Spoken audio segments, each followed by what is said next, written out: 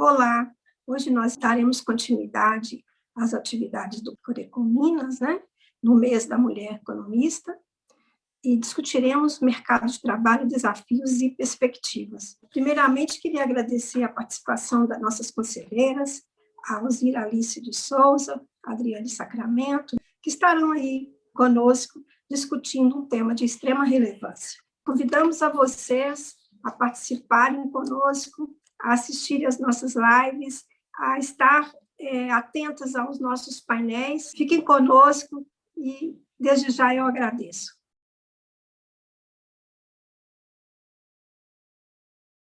Observa-se que o desemprego crescente, né, no período da Covid tem gerado muitos impactos. Os próprios dados do IBGE divulgados referentes a setembro a novembro de 2020 já indicavam uma taxa de desemprego de 14,1%. Então, essa situação ela tem sido agravada em 2021, e nós vamos verificar, né, que a taxa foi uma das mais altas, se analisarmos a série histórica de pesquisa em 2012, né, em comparação com o trimestre anterior, né, de junho a agosto, o cenário, né, de 14,4%, ele se mantém e apresenta aí uma gravidade aí em relação à estabilidade, né, da renda das famílias. Então, essa situação ela atingiu de sobremaneira as mulheres que estão no mercado de trabalho, né, e também aquelas que ficaram sem emprego ou passaram a ter desempenho no mercado informal. A informalidade, que já era crescente no país, se tornou mais gritante a partir da pandemia. Observamos também que esse impacto se fez sentir principalmente na ampliação de trabalhos precários e da flexibilidade que ocorreu também em função das próprias mudanças das leis trabalhistas. Isso vai refletir diretamente, né, no emprego das mulheres, tanto no Brasil quanto no Estado, também reflete no emprego da mulher formada em economia, né? Vamos observar também que há também uma sazonalidade, né, no comércio, que é um dos grandes empregadores das mulheres, com uma faixa de salário entre 1 a 3 salários mínimos, e isso atinge fortemente essas mulheres, tanto no país quanto no nosso estado. Observamos também que o comércio, né, ele pode ter até um aumento da ocupação em trabalhos e-commerce, né, o atendimento, o contatos via telemarketing, só que esses trabalhos, na maioria das vezes, eles são sem carteira assinada, precarização aí da relação de trabalho, né, principalmente das mulheres, com baixo nível de escolaridade e de qualificação também. Agora, uma questão que eu ressaltaria, já que essa discussão, né, sobre o mercado de trabalho nós vamos mantê-la, e também temos que enfocar nos desafios e perspectivas, gostaria de ressaltar que há um número crescente de mulheres que estão ingressando nas faculdades de economia, tanto no nosso estado quanto no nosso país. Há uma crescente participação das mulheres egressas dos cursos de economia, nos setores, né, e atividades onde a economista pode desempenhar seu papel, e mesmo sabendo que há uma tendência, né, em outras atividades, como a educação, ou como outras atividades onde há o exercício do trabalho da mulher, né, trabalho feminino, você verifica com uma baixa do salário real. Nós, do Conselho Regional de Economia, estamos buscando também que isso não ocorra, que as mulheres recebam o mesmo salário que os homens em funções idênticas. Essa é uma questão também a ser posta, porque o fato da mulher ingressar muitas vezes na carreira resulta em queda do poder de compra dos salários. Nesse sentido, estamos aqui na busca da valorização do trabalho da economista, da valorização do trabalho das mulheres do estado de Minas e do nosso país. Nós estamos na luta por melhores condições de vida, por melhores condições de trabalho e renda, e pela busca da formação, da qualificação e da busca de empregos de qualidade para mulheres economistas e todas as mulheres do nosso estado. Obrigada.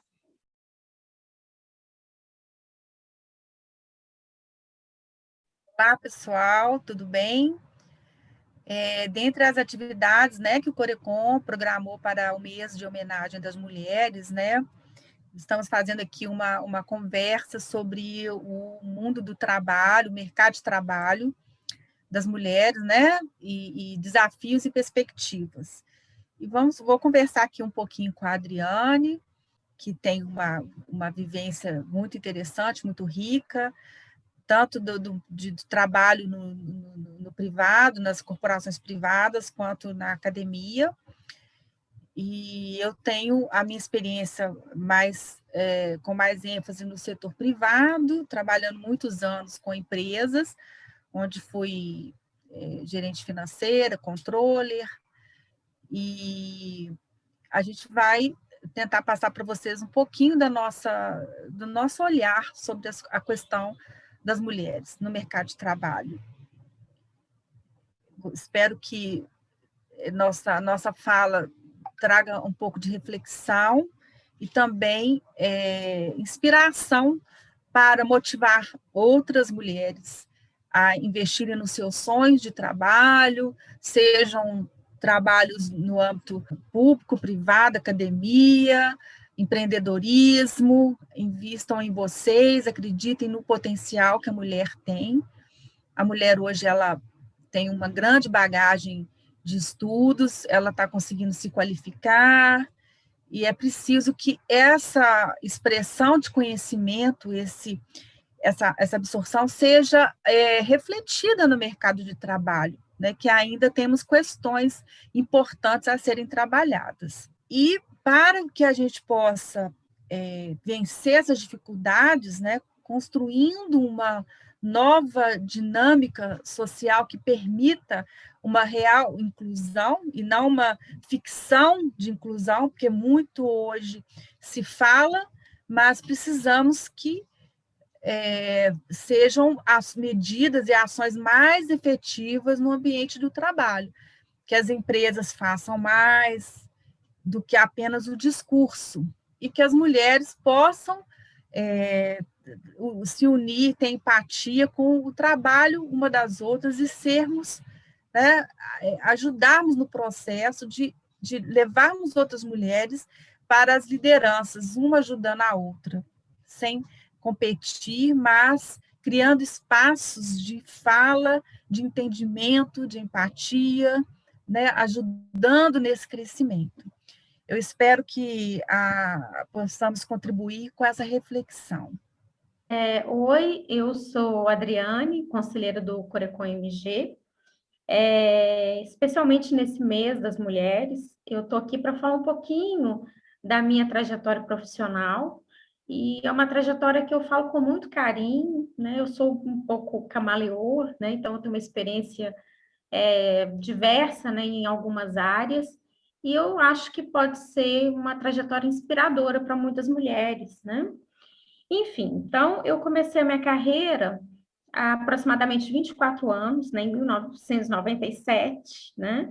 E eu comecei, eu ainda era estudante de economia, quando eu participei de um processo de seleção de uma área que eu não conhecia, mas era uma oportunidade que eu tive na época, né, que era ingressar numa empresa de auditoria externa. E aí eu participei desse processo de seleção, né, passei, na época eu tinha 22 anos, né, e comecei essa minha trajetória. Eu nem sabia o que era auditoria, na verdade, mas eu comecei essa trajetória na auditoria, e foi ela quem traçou, né, todo todo o desenvolvimento da minha carreira, né? Até onde eu me encontro hoje. E o que eu acho que é muito legal de comentar, né? Porque é uma trajetória aí, né? Uma história de 24 anos, é sobretudo o que era, né? Qual que era o contexto da mulher naquela época na auditoria, né? Então, a auditoria ela é uma carreira relativamente nova, e naquela época você tinha pouquíssimas mulheres nessa área, né? Porque é uma profissão ainda, né, muito masculina, mas naquela época mais ainda. Hoje eu vejo um cenário muito diverso, acho que já evoluímos nesse sentido. Eu vejo já mais mulheres inseridas na auditoria e principalmente ocupando cargos, né, ascendendo na carreira, chegando a sócias, que eu acho que é um ganho muito grande para as mulheres, sobretudo nessa carreira, né? Então, eu fiquei nessa empresa por alguns anos, né? E aí eu ingressei na auditoria interna.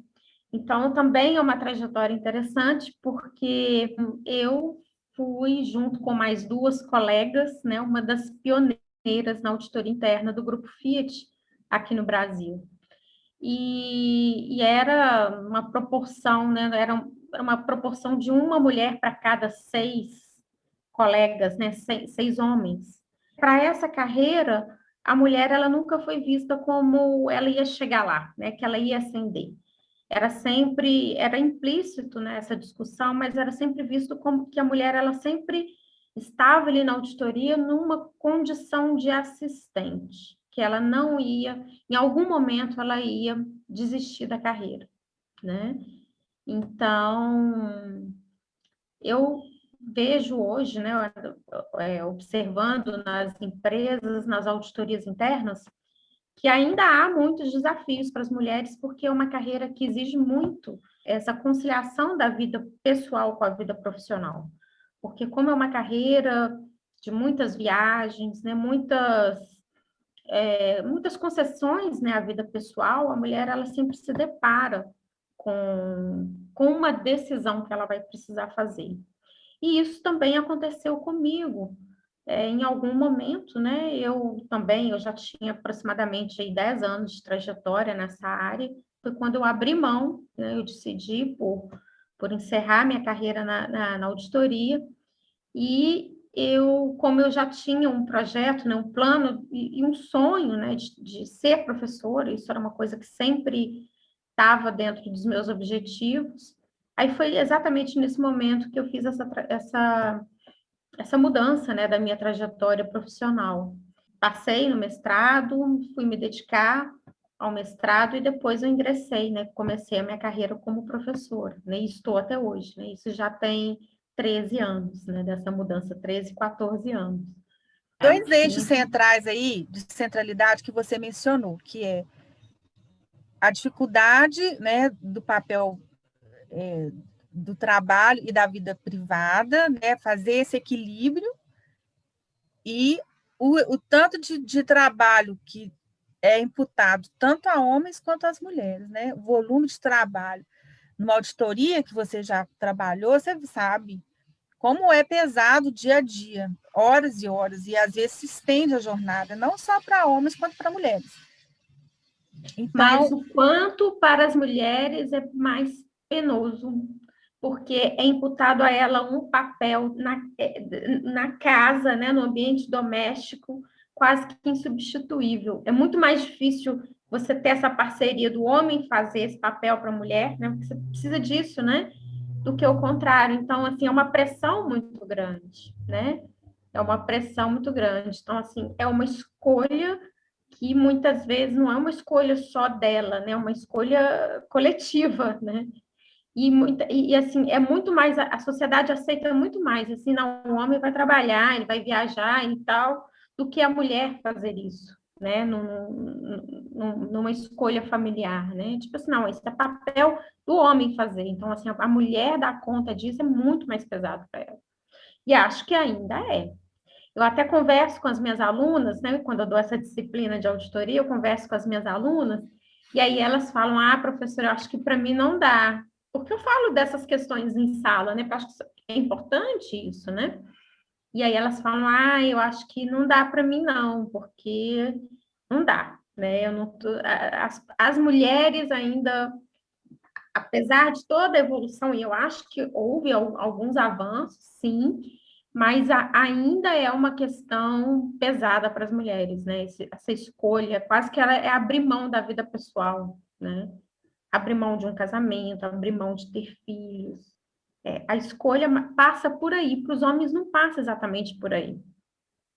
É muito mais pesado isso para as mulheres. Tem mais meninas nas salas de aula, né? Hoje. Via de regra, sim.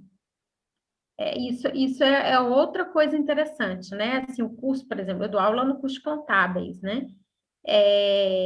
A via de regra são mais meninas. Mais meninas. Talvez o home office na auditoria agora vai quebrar um pouco esse paradigma aí de viagens, né, de impedimentos. Apesar do home office conter algumas pegadinhas que ainda tem que ser resolvidas, né, no âmbito do trabalho, das exigências de trabalho, mas pode ser que quebre um pouco esse paradigma aí das viagens, né? Está quebrando isso em todas as corporações e nas auditorias não vai ser diferente, né?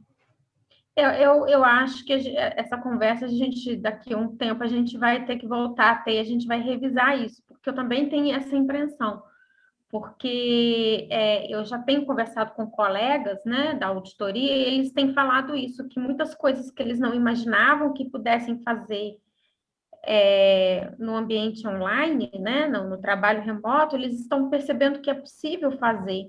Então, talvez isso vá, em alguma medida, favorecer uma inserção melhor das mulheres nessas áreas, com essas exigências, né, de ausência, né? Então, eu acredito nisso. Interessante colocar aqui nessa conversa que a gente está tendo é que, embora a Adriana esteja trazendo a vivência dela de sala de aula e de auditoria, de onde ela trabalhou, é uma discussão que pode ser ampliada para todos os trabalhos, todos os tipos de trabalho, né? Você veja, o papel que você, o momento que você vivenciou de inclusão, que tinham poucas mulheres, né? A dificuldade de divisão entre a vida, né, doméstica e a vida profissional, esse difícil equilíbrio que todas têm que ter, seja advogada, médica, contadora, professora, engenheira, astronauta, qualquer uma tem que fazer essa divisão, esse equilíbrio. E você está trazendo aí também o fato de as mudanças no mercado de trabalho que estão mexendo com a vida das pessoas, com a pandemia, com o home office, e o papel também, agora que você comentou, sobre a tecnologia, porque na hora que o auditor fala, estou fazendo tudo, é porque principalmente na parte de contabilidade, a troca de arquivos, né, de verificação e checagem, que é o que eles estão chamando de ciência de dados agora, ela foi levada para dentro das corporações, ela já existia, existe um debate hoje se a pandemia trouxe avanço tecnológico ou não. Alguns acreditam que essa tecnologia que aí está já existia, ela foi ampliada, amplificada, e quebrou paradigma. As empresas passaram a usar, né? Relutavam e passavam a usar. Então, o auditor, hoje, ele está fazendo conciliação via confronto de arquivo, né? O que dá uma outra dinâmica na rotina dele. Sim, na verdade, assim, a auditoria é muito ampla, né? Cada auditoria pede alguma coisa, né? Mas a disponibilização de bancos de dados, ela é muito importante no processo da auditoria. Então, essas etapas do trabalho, que o auditor ele vai trabalhar em análises, né, baseada nessas informações desses bancos de dados, realmente não requerem tanto que você esteja em loco, né? E hoje, com essa disseminação das videoconferências, possibilita também as entrevistas, né? Você conversar via videoconferência, né? Então, eu acho que isso é que deu esse gatilho, né? Tipo assim, não, a gente não precisa estar 100% presente mesmo, né? Então, assim, eu acho que isso é fantástico, né? Nesse universo de finanças, né? E aí eu incluo a auditoria, a gestão financeira, o universo bancário também. É como se fosse uma concessão que as mulheres estivessem ali naquele momento, né? Eu também trabalhei com a área de finanças e eu me lembro que, às vezes, eu ia em eventos grávida, né? Só eu e mais umas poucas, o resto todo homem e tal. E até hoje a gente tem relatos. Se fosse só piadinhas, ainda estava bom. Mas assédio, né? É um problema sério. Eu conheço relatos ainda de hoje em dia, grandes empresas abrigarem ainda homens que praticam assédio sexual, né? Que é uma questão bem delicada, mais um desafio para ser superado, né? Sim. Algumas empresas mais sérias usam um canal de denúncia interna com sigilos, né? Através da adoção de código de ética e conduta. Então, as empresas mais sérias conseguem ter esse canal que pode receber, né, essas denúncias e tomar atitudes internas em relação a isso. Mas é uma coisa que ainda fica muito, né, muito oculta, né? Ainda não é uma coisa assim que toma dimensões maiores. A gente vê isso muito, né? Que aparece muito são nas classes menos favorecidas, né? As meninas aí vítimas, mas isso tem no universo corporativo também. Sim. Eu felizmente, na minha trajetória, assim, felizmente mesmo, acho que né, não é a realidade de muitas, né? Mas eu, felizmente, eu não tive esse tipo de problema, assim, eu sempre tive colegas de trabalho muito respeitosos, né? Mas assim, com essas piadinhas, né? Essas brincadeirinhas machistas, né? Sim, mas felizmente não, né? Aliás, né, sempre tive colegas de trabalho muito respeitosos, assim, assim, e realmente são relações difíceis, né? Porque, por exemplo, a gente viajava a trabalho, né? Então, por exemplo, via de regra, às vezes a gente ficava 2 semanas fora de casa, então era final de semana, a gente passava com os colegas, né? Então, assim, é muito intenso isso mesmo, né? Então, assim, é realmente difícil você, muitas vezes, né, conciliar isso, né? Você administrar essas questões todas, né? Então, namorado, às vezes, marido, né? Então, é complexo isso. Então, pessoal, eu e a Adriane, nós gostaríamos de deixar aqui algumas questões para servirem de reflexão. Elas foram inspiradas na pesquisa de uma psicóloga chamada Sandra Souza, e ela conseguiu reunir de maneira bastante inteligente, emocional, essas reflexões que eu acho que cabe em todo o contexto do mercado de trabalho, seja onde você estiver inserida. Como você age para se fazer incluída no ambiente corporativo ofensivo às mulheres, com certos traços de opressão, aos elementos que socialmente compõem a realidade social do gênero feminino? Outra questão. Você está iniciando na empresa, vai se reportar para uma mulher, e os boatos que correm é de que a mulher é uma bruxa. O que você faz? Você acaba de ser contratada para liderar um time só de mulheres, e já lhe deram um recado. Aquilo ali é uma bomba relógio, e todo mês achamos que vai explodir quando estão com TPM. Tomada pelo desejo de acertar e ser reconhecida, qual estratégia você adota? E, por último, você tem um plano pessoal que envolve filhos e casamento. Posterga e esconde o plano dos demais colegas, em especial do seu ou da sua chefe, porque sabe que a maternidade não pega bem na empresa. Como conciliar projeto de vida e de carreira? Perfeito, Alzira. Achei perfeitas as colocações, sobretudo a última colocação, né, a respeito das mulheres, elas esconderem, né, os desejos, né, da vida pessoal, né, da maternidade, do casamento.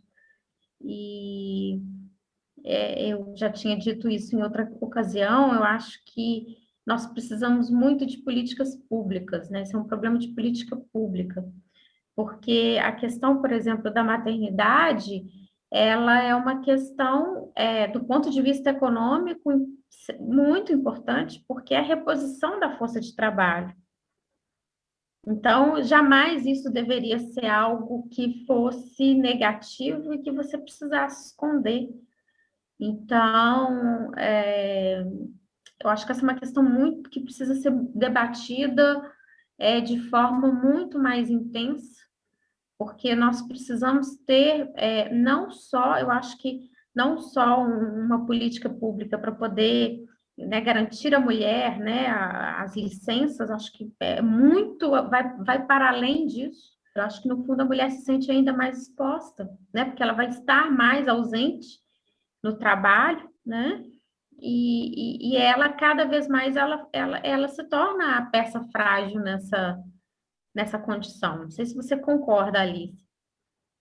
Parece que a maternidade tem que ser punida, né? Alguns pesquisadores, institutos, que já estão levantando a bandeira da licença parental ser a mesma para homens e para mulheres no Brasil. Acho que seria muito interessante essa discussão, porque muitas homens e mulheres que contratam, e nós não existem mulheres que pensam assim também, daí vem a necessidade de uma maior sororidade, uma maior empatia das mulheres umas com as outras, porque na hora de contratar, eu não vou contratar porque ela vai engravidar, eu vou ficar sem a força de trabalho, não sei o quê. E aí, como a licença, equidade das licenças, vamos assim dizer, essa questão cairia por terra, né? Outra bandeira é que as empresas tenham ambientes de coworking mais amigáveis com a questão da maternidade, né? Incluam creches, espaços de amamentação e coisas do gênero, para expandir o seu cuidado para as fronteiras desse ambiente privado, né? Ajudando a mulher nesse papel. Sabemos que as mulheres hoje estudam mais, são produtivas, já mostraram a que vieram, mas parece que o resto precisa avançar também para apoiá-las nesse caminho, nesse trajeto. É isso aí, acho que são discussões que as mulheres têm que ter hoje e apoiar essas bandeiras para realmente fazer a diferença e que a coisa evolua nesse sentido. Sim. E sobretudo a gente enxerga essa situação que você acabou de falar também, Alzira, a questão da educação, né? Então, eu sou professora, eu vejo que não é nem dado, né? É experiência empírica. Uma quantidade muito maior de mulheres estudando e se dedicam muito, né? As mulheres são extremamente dedicadas. Então, a quantidade, na proporção entre homens e mulheres, a gente já vê, é nítido essa diferença, a gente vê muito mais mulheres, mas a questão do trabalho, ela é uma trajetória muito mais dura para as mulheres, né? Muito mais ardilosa, né? Muito mais difícil para elas, né? São escolhas mais difíceis e pouco apoio, né? Pouco apoio nas questões femininas. Penso assim. A gente ainda se cobra muito, né? Tem a questão da autoconfiança, né? Buscar desafios, se impor desafios,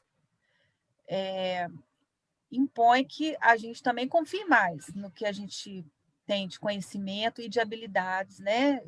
Para o mercado de trabalho. Às vezes as mulheres pensam que tem que atingir 100% dos requisitos para um desafio de trabalho. né? Enquanto para os homens, tem estudos que falam que 60% eles acham que tem que atender e a gente fica querendo chegar no limite, né? É cansativo isso, né? Então, precisa investir mais também na autoconfiança, né? Uma postura mais positiva em relação ao que você tem a dar para o mundo. É muito bom, né?